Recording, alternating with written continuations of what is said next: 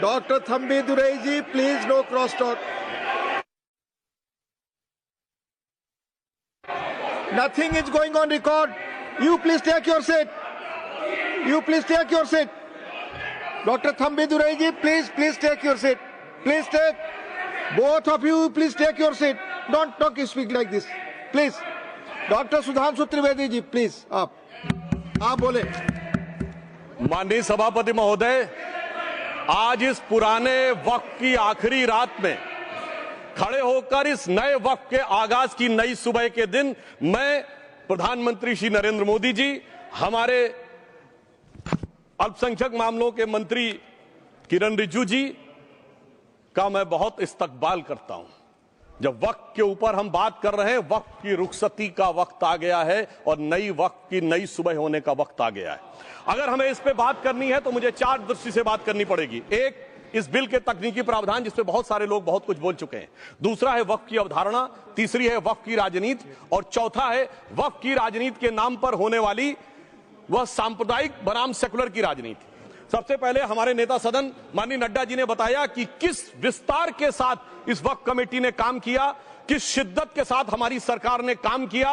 और चाहे वक्त कमेटी के जेपीसी के चेयरमैन हमारे उस सदन के सदस्य जगदम्बिका पाल जी रहे हो, हमारे मंत्री जी रहे हो, सबने जिस शिद्दत से काम किया है, तो उनके लिए मैं माननीय प्रधानमंत्री जी अपनी सरकार की तरफ से कहना चाहता हूं कि उन्होंने एक इबादत के भाव से काम किया है।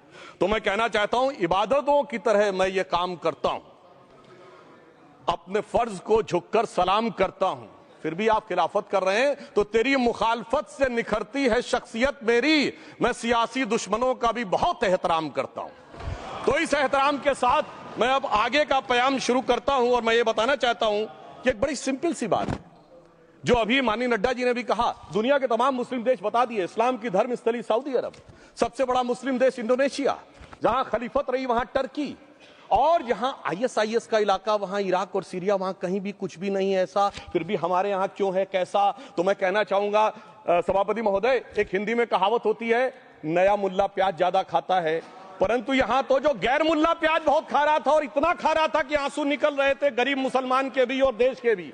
इसलिए मैं कहना चाहता हूं सभापति महोदय, अगर छोड़ दीजिए भारत की बात करिए, तो क्या ऐसी कोई शक्ति सिखों के पास है, ईसाइयों के पास है, यहूदियों के पास है, पारसियों के पास है? नहीं है। छोड़ दीजिए, इस्लाम के अंदर आइए। अगर इतना भाईचारा है तो ये सुन्नी वक्फ बोर्ड और शिया वक्फ बोर्ड अलग क्यों है मेरे भाई? जमीन पे एक दूसरे पे एतबार नहीं है, सिर्फ सियासत के लिए साथ में आने की बात है। ये भी जरा सोचने की बात है। और जो अकलियतों में भी अकलियत है, आगा खानी है, बाकी है, जो बोहरा है, उनकी तो कोई गिनती नहीं है। हमारी सरकार ने पहली बार मुस्लिम समाज के अंदर भी ईमानदारी से सबको समान प्रतिनिधित्व देते हुए एक नई सुबह के नए वक्त का आगाज किया है। इसके लिए मैं सरकार को बधाई देना चाहता हूं। और सिर्फ ऐसा ही नहीं है, मुस्लिम समाज के अनेक लोग इस प्रकार के नियमों से बहुत प्रभावित हुए और बहुत प्रताड़ित हुए, जिसके अनेक उदाहरण बहुत लोगों ने बताए होंगे। मोहम्मडन एजुकेशन सोसाइटी कोल्हापुर का केस है, ईदगाह मैदान हुबली का केस है, जिसको सुप्रीम कोर्ट ने साफ साफ उसको हुबली धारवाड़ म्युनिसिपल कॉर्पोरेशन को वापस कर दिया। अनीसा अयाशा वर्सेस तमिलनाडु वक्फ बोर्ड का केस है, तेलंगाना स्टेट वर्सेस मोहम्मद मुजफ्फर का केस है, हिमाचल प्रदेश वक्फ बोर्ड वर्सेस ख्वाजा खलीलुल्लाह का केस है, और सभापति महोदय ताजमहल पर भी दावा कर दिया गया। अब तो मैं पूछना चाहता हूं, और सुप्रीम कोर्ट ने अपने जजमेंट में कहा कि भाई शाहजहां के जमाने का लिखा फरमान लेके आइए, तब हम मानेंगे कि इस पे कोई दावा है या नहीं।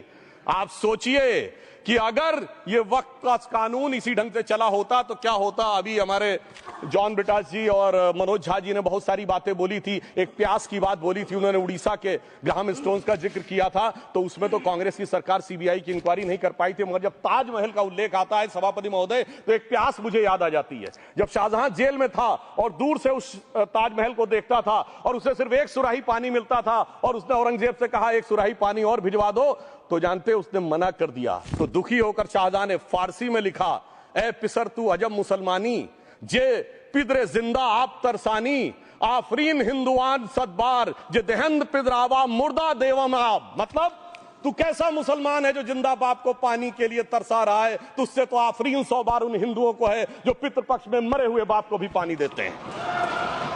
और सभापति महोदय, मैं बताना चाहता हूं कि ये हमने ईमानदारी से मुस्लिम समाज के कल्याण के लिए बात की है, क्योंकि एक तरफ खड़ा हुआ है ईमानदार मुसलमान जो शराफत के साथ ईमान को गले से लगाए हुए हैं, और दूसरी तरफ कुछ चंद सरमाएदार हैं जो उस अमानत में खयानत करके शरारत के साथ उसके झंडा बरदार बनना चाहते हैं। तो ये मुकाबला किसके बीच में है? ये शराफत अली और शरारत खान के बीच में मुकाबला है। हमारी सरकार शराफत अली के साथ खड़ी है, हमारी गरीब मुस्लिम के साथ खड़ी है। ये गरीबों गुर्बत वाले गुर्बत अली और सरमाएदारे वाले गाजी खान के बीच का इलाका है। मगर मैं कहना चाहता हूं महोदय, एक बात मैं बहुत स्पष्ट रूप से कहना चाहूंगा, इन जरूरतमंद मुसलमानों की लड़ाई के लिए मैं कह सकता हूं कि ये गरीब मुसलमानों के दिल की कसक और कट्टरपंथी वोट के ठेकेदारों के मन की ठसक के बीच में हमारी सरकार ने उस कसक का साथ दिया है, जिसके लिए मैं मानता हूं गरीब और पसमानदा मुसलमान निश्चित रूप से उनका आभारी होगा। हां, मगर जब इसकी बात आती तो भी माननीय खड़गे जी भी बोल रहे थे, माननीय संजय सिंह जी भी बोल रहे थे, मनोज झा जी भी बोल रहे थे कि साहब आपके यहां वो कितने पुजारी हैं और कितने किस वर्ग के पुजारी हैं। तो मैं उनको बताना चाहता हूं, केवल अकेले जूना अखाड़े ने पिछले साल 71 SC ST लोगों को महामंडलेश्वर बनाया। अरे आप तो हमारे सदन में बैठे हुए बाल योगी उमेश नाथ जी नहीं दिखते? वैसे तो कहा जाता है जात ना पूछो साधु की, मगर मैं बताना चाहता हूं विश्व हिंदू परिषद के 50,000 से अधिक पुजारी ट्राइबल्स में जो शेड्यूल कास्ट है जो काम कर रहे हैं। मगर मैं हद अदब से पूछना चाहता हूं, बताइए मुल्ला मौलवी मुफ्ती मुकर्रम बारी हाफिज में से कितने पसमंदा हैं? उसमें कितने जुलाहा अंसारी घोसी बताइए मिरासी कितने हैं? बाकी छोड़िए, पर्सनल लॉ बोर्ड में है क्या? अरे वक्फ बोर्ड में है क्या? इसीलिए मैं कहता हूं खुद मियां फजीहत दूसरों को नसीहत। अगर ईमानदारी से बात करनी है तो उस पे आगे। मगर मैं एक बात और कहना चाहूंगा कि हमारी जो सरकार ने नाम दिया है, इसको उम्मीद नाम दिया है, और ये उम्मीद है किसके लिए? उस ईमानदार मुसलमान के लिए और देश के हर खास व आम के लिए ये उम्मीद है। मगर सभापति महोदय, कुछ लोग वो हैं जो उम्मा का ख्वाब पाले हुए थे। उम्मा शायद हमारे बहुत से लोग समझते हो ना समझते हो, पूरी एक एंटायर जो इस्लामिक खलीफत और राज होता है उसको उम्मा कहते हैं। उम्मीद वालों को तो उम्मीद की नई रोशनी दिख रही है, उम्मा वालों की उम्मीद पे पानी फिर रहा है। तो ये उम्मीद और उम्मा के बीच का भी मामला है। परंतु मैं ये भी कहना चाहूंगा सभापति महोदय, इसके बाद सिर्फ ऐसा ही नहीं था, प्रॉपर्टीज के ऊपर, तमाम सरकारी प्रॉपर्टीज पे जिसमें बहुत डिटेल में हमारे साथी लोग गए, मैं डिटेल में नहीं जाना चाहता। भोपाल का विषय है, हैदराबाद का विषय है, मुंबई का है, लखनऊ का है, पटना का है, बहुत प्रकार से है। माननीय लालू प्रसाद यादव जी का विषय जब बताया गया था तो बहुत ज्यादा हमारे मनोज झा जी बोल रहे थे, तो अब मैं उसके डिटेल में नहीं जाना चाहता हूं। सबने वो वीडियो देखा है। बस एक लाइन में उनके लिए कहना चाहूंगा, वो कुछ भी बोल रहे हैं, जिसे कहते हैं बिगड़ी बात बने नहीं, लाख करो किनकोए, रहीमन बिगड़े दूध को मथे न माखन होए। अब जो बोलना था वो बोल चुके, सबके सामने वो आ चुका। अब एक बात और है, दूसरे धर्म स्थलों के बारे में विषय आता है, तो मैं याद दिलाना चाहता हूं केरला के कैथोलिक चर्च ने 31 मार्च 2025 को जो लिखा, सिर्फ उसकी लास्ट की 2 लाइन बोलना चाहता हूं।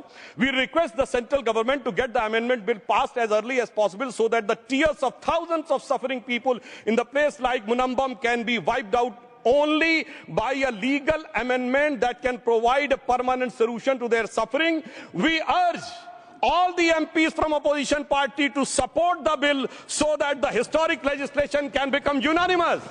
मगर सभापति महोदय, ये अल्पसंख्यकों की बात करने वाले जब अल्पसंख्यक की बात आती तराजू पे तोलते हैं, किसका वेट ज्यादा है, किसकी धमक ज्यादा है, किसकी खनक ज्यादा है, फिर तय करते हैं कि माइनॉरिटी के साथ आना है, किस माइनॉरिटी के साथ नहीं आना है। और मैं एक और बात कहना चाहता हूं, तमिलनाडु के तिरुचेरी मंदिर की बात आई, यमुनानगर में गुरुद्वारे की बात आई, केरल में क्रिश्चियन कम्युनिटी की जमीन की बात आई।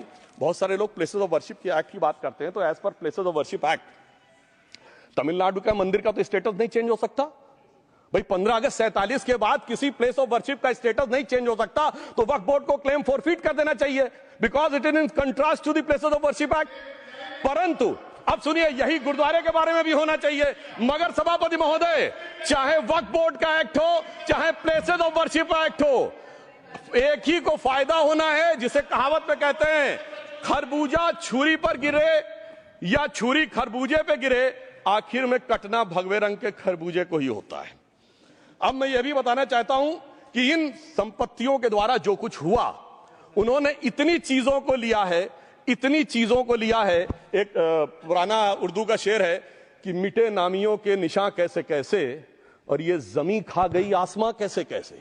इस जमीन ने कैसे कैसे लोगों को अपने में समा लिया, इसकी तमाम तारीख गवाह है। अगर मैं इसमें बहुत डिटेल में जाऊंगा तो सदन का बहुत सारा वक्त जाएगा, परंतु मैं एक बात ये कहना चाहता हूं कि जब इतना ज्यादा आगे बढ़ गया तो फिर कोर्ट ने आगे इंटरवेंशन करना शुरू किया। मैं डिटेल में नहीं जाना चाहता हूं। अभी कार्तिकेय शर्मा जी ने बहुतों ने बोला सैयद फैसल का case versus union of government, Allahabad high court के केस को कहा, मगर Bashir versus state of West Bengal case में उन्होंने बहुत क्लियर कट कहा है कि waqf is not a religious denomination in accordance with the Article 26 of the Constitution, so the matter relating to the restricting the economic, financial, political and other sectoral activities that may be associated with religious practice under Article 25(2)(a) of the Constitution can be regulated by the state. तो मुझे लगता है अब इसके बाद कोई किंतु परंतु का स्कोप नहीं रह जाना चाहिए।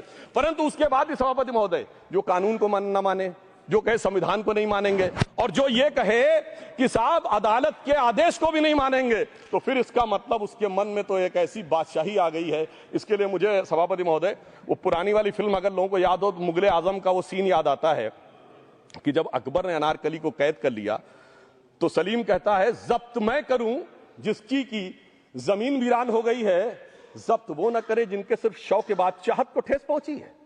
ये जिल्ले इलाही की बादशाही नहीं बल्कि खुदाई है। मैं कहना चाहता हूं जो संविधान को न माने, कानून का न माने, इसका मतलब वो अपनी खुदाई में जी रहा है। तो ये वो लोग हैं। और वैसे मैं सभापति महोदय खुदाई से आजकल बहुत से लोगों को डर लगता है, क्योंकि जहां जहां खुदा है वहां वहां भगवान है, जहां जहां खुदा है वहां वहां भगवान है। बाकी आप सब बहुत बुद्धिमान हैं। अब मैं ये भी बात कहना चाहता हूं, और वैसे आखिर में उस अनारकली को कैद से छुड़ाने के लिए सलीम का एक हिंदू साथी दुर्जन सिंह ही आया था। मैं कह सकता हूं कि वक्फ की इस मुकद्दस जमीन को अगर कैद करके रखा है तो उन चंद लोगों ने जिनके दिमाग आज भी उन चीजों में भरे हुए हैं कि कोई समझता हम तो किसी जमाने में हुक्मरान वक्त थे, कोई कहता हुजूर नवाब थे, कोई कहता बादशाह आलमगीर थे, कोई कहता है बादशाह गाजी जिंदा पीर थे। तो नदीमुल हक साहब ने जो बोला था ना, किसी के बाप का हिंदुस्तान थोड़ी है, बिल्कुल मैं कहना चाहता हूं जिन्होंने इस देश के लिए खून बहाया उनके बाप का हिंदुस्तान है, उस गरीब मुस्लिम कारीगर के बाप का हिंदुस्तान है। पर जो ये कहते हैं कि आगरे का लाल किला किसके बाप ने बनवाया, आगरे का किला किसके बाप ने बनवाया, दिल्ली का किला किसके बाप ने बनवाया, हैदराबाद का चार मीनार किसके बाप ने बनवाया, उसके बाप का यह हिंदुस्तान नहीं है।